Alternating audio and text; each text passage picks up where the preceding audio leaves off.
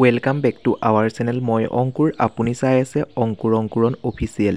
বন্ধু বান্ধৱীসকল, মই এই ভিডিঅ'টোত আপোনালোকৰ লগত আলোচনা কৰিম যিহেতু অসম চৰকাৰে মহিলাসকলক অৰ্থাৎ আত্মসহায় গোটৰ মহিলাসকলক 10,000কৈ টকা প্ৰদান কৰিব। প্ৰায় সংখ্যক বন্ধু বান্ধৱীয়ে মোক কমেণ্টৰ জৰিয়তে কমেণ্ট কৰি সুধি আছে যে প্ৰত্যেক ডিষ্ট্ৰিক্টত অৰ্থাৎ নিজৰ ডিষ্ট্ৰিক্টত কেতিয়াৰ পৰা প্ৰপত্ৰ জমা দিব লাগিব সেই সম্পৰ্কে কিবা সিদ্ধান্ত আহিছে নেকি, আৰু ফৰ্ম ফিল আপ কৰোঁতে কি ভুল কৰিলে আপোনালোকে টকা লাভ নকৰিব পাৰে সেই সম্পৰ্কে মই আপোনালোকক সবিশেষ জনাম। আৰু আপোনালোকে ফটোসমূহ বা কিদৰে মাৰিব লাগে নিশ্চয় জানিলে, যদি আপুনি নাজানে মই এই ভিডিঅ'টোত উপস্থাপন কৰিম। ভিডিঅ'টো অলপো স্কিপ নকৰিব, সম্পূৰ্ণকৈ চাই থাকিব, তেতিয়াহে কথাখিনি জানিব পাৰিব।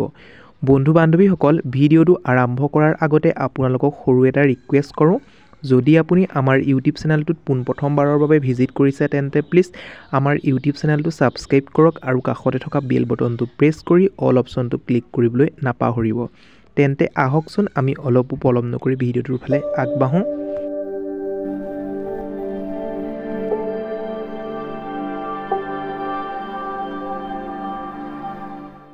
বন্ধু বান্ধৱীসকল, আপোনালোকে নিশ্চয় গম পায় যে অসমৰ 40 লাখ মহিলাক অৰ্থাৎ আত্মসহায়ক গোটৰ সদস্যসকলক প্ৰত্যেকগৰাকী হিতাধিকাৰীক তেওঁলোকক প্ৰদান কৰিব 10,000কৈ টকা। এতিয়া বন্ধু বান্ধৱীসকল, আপুনি 10,000 টকা পাবৰ বাবে বা আপুনি ফৰ্মখন নিশ্চয় ফিল আপ কৰিছে, বিজনেছ প্লেনৰ ফৰ্মখনেই হওক, উদ্যমিতা আঁচনিৰ ফৰ্মখনেই হওক, নিশ্চয় ফিল আপ কৰিছে।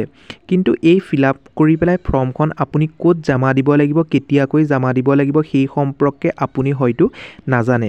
অলপ দিনৰ আগতে হিমন্ত বিশ্ব শৰ্মাই ঘোষণা কৰিছিলে যে 3 পৰা 5 মাৰ্চৰ ভিতৰত আপোনালোকে প্ৰপত্ৰসমূহ পূৰণ কৰি পেলাই জমা দিব লাগিব। এতিয়া কোন জিলাত বা কোন ডিষ্ট্ৰিক্টত কেতিয়াৰ পৰা প্ৰদান কৰিব সেই সম্পৰ্কে কোনো ধৰণৰ এতিয়ালৈকে সিদ্ধান্ত হোৱা নাই। অৰ্থাৎ মই আপোনালোকক কৈ দিছোঁ, কোন ডিষ্ট্ৰিক্টত কেতিয়াৰ পৰা প্ৰদান কৰিব লাগিব সেই সম্পৰ্কে কোনো ধৰণৰ বা ছাবমিট কৰিব লাগিব ফৰ্মসমূহ, সেই সম্পৰ্কে কোনো ধৰণৰ সিদ্ধান্ত কৰা নাই। নিশ্চয় যদি সিদ্ধান্ত আহে বা তথ্য ওলায়, নটিফিকেশ্যন ওলায়, মই এই ইউটিউব চেনেলতে আপোনালোকৰ বাবে ভিডিঅ' আপলোড কৰিম। আপোনালোকে নিশ্চয় চাই থাকিব।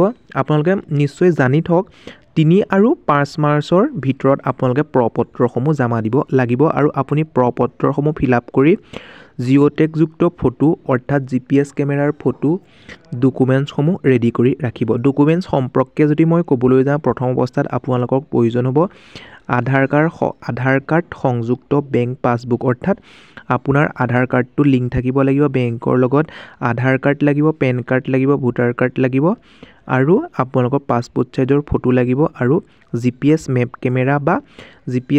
মেপ কেমেৰাত মৰা 2 কপি ফটো লাগিব। আপুনি বন্ধু বান্ধৱীসকল নিশ্চয় জানিব পাৰিছে। এতিয়া ফৰ্মখন যদি আপুনি ফৰ্মখন ফিল আপ কৰোঁতে যদি ভুল কৰিছে, হয়তো কি ভুল কৰিছে মই আপোনালোকক কৈ দিছোঁ।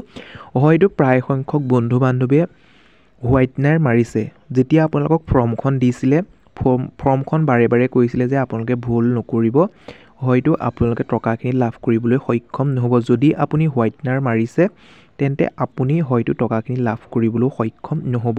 কি কাৰণে কৈছোঁ, যিহেতু অসম চৰকাৰে প্ৰদান কৰিছে 40 লাখ হিতাধিকাৰীক প্ৰদান কৰাৰ কথা আছে 10,000কৈ টকা। যিহেতু অসম চৰকাৰে হিতাধিকাৰীৰ সংখ্যা কমাবলৈহে চাব, সেইবাবে বিভিন্ন ধৰণৰ ৰুল বান্ধি দিয়া আছে। যেনে ধৰক ৰুলৰ সম্পৰ্কে যদি চাবলৈ যাওঁ, যদি আপুনি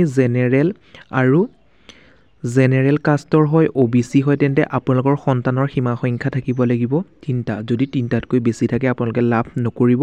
আৰু যদি আপুনি চাহ জনগোষ্ঠী হয়, ST SC হয়, তেন্তে আপোনালোকৰ সন্তান থাকিব লাগিব কেইটা, 4টা। 4টাতকৈ বেছি থাকিলে আপুনি লাভ নকৰিব, কম থাকিলেও লাভ কৰিব, আৰু যিসকলৰ সন্তান নাই তেওঁলোকে নিশ্চয় লাভ কৰিব। বন্ধু বান্ধৱীসকল নিশ্চয় গম পাইছে। আৰু ব্যৱসায় তাত দিয়া আছে, আপোনালোকক ব্যৱসায়টো কেইটা দিয়া আছে, 152টা দিয়া আছে। আপোনালোকক 10,000 টকাটো কি কৰিবৰ বাবে দিব, আপোনাক ব্যৱসায় কৰিবৰ বাবে। কি ব্যৱসায় কৰিব, আপুনি সুন্দৰকৈ ফৰ্মখনত ফিল আপ কৰিব। প্ৰথম পৰ্যায়ত সেই ব্যৱসায়টো 10,000 টকাৰ দি পেলাই আপুনি আৰু অলপ নিজৰ টকা খৰচ কৰি পেলাই যদি ব্যৱসায়টো ডাঙৰ কৰে, ডাঙৰ কৰাৰ পিছত অসম চৰকাৰে আকৌ আপোনালোকক কি কৰিব, পুনৰ আকৌ 25,000 টকা দিবৰ বাবে সক্ষম হ'ব।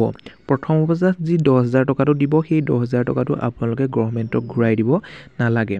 পাছত যি 25,000 টকা দিব সেই 25,000 টকা 12,500 টকা আপোনালোকে ঘূৰাই দিব লাগিব আৰু 12,500 টকা আপোনাৰ নিজৰ পকেটত বা নিজৰ জেপত ৰ'ব। বন্ধু বান্ধৱীসকল নিশ্চয় গম পাইছে। বন্ধু বান্ধৱীসকল যদি আৰু কিবা নতুন ইনফৰমেশ্যন আহে বা কোন জিলাত কেতিয়া প্ৰপত্ৰ জমা দিব লাগিব সেই সম্পৰ্কে যদি কিবা নটিফিকেশ্যন আহে নিশ্চয় মই এই ভিডিঅ'টোত বা এই ইউটিউব চেনেলটোতে ভিডিঅ' আপলোড কৰিম, আপুনি চাই থাকিব।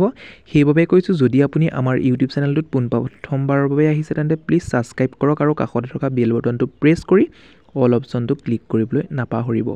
বন্ধু বান্ধৱীসকল আজিলৈ ভিডিঅ'টো ইমানেই, আকৌ পুনৰ নতুন এটা ভিডিঅ'ত লগ পোৱাৰ আশাৰে ধন্যবাদ।